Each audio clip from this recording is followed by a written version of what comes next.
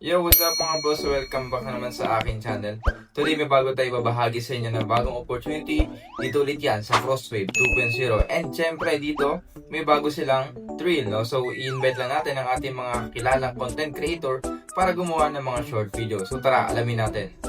So dito nga sa Crosswave 2.0 ay may bago silang campaign, which is itong stream, try the mission, and claim the reward. So simple lang naman to, no?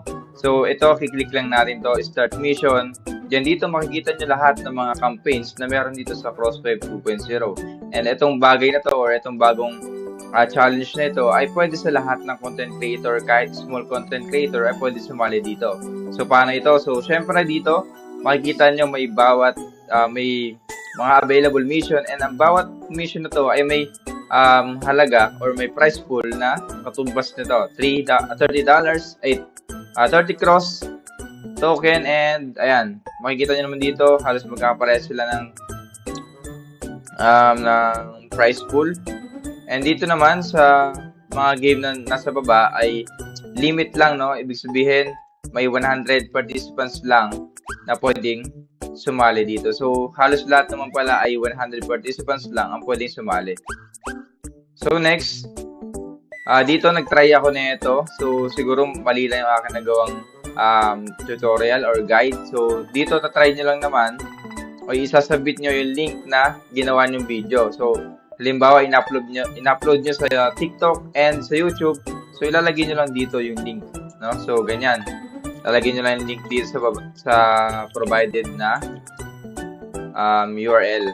So dito sa baba, and kiklik nyo lang yung submit, and mga ilang minuto malalaman nyo kung approve ba or reject yung inyong gawa. So ganyan lang ganyan lang siya kasimple.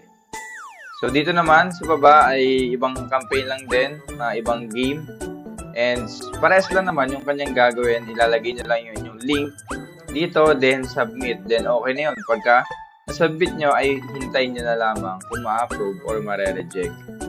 So, iyan yung bagong campaign nitong si Crosswave 2.0. So, eto napakalaki rin ang price pool niya dahil gagawa ka lang dito ng mga content tungkol sa Crosswave 2.0, and guide lang naman ang gagawin mo tungkol sa mga games na narito.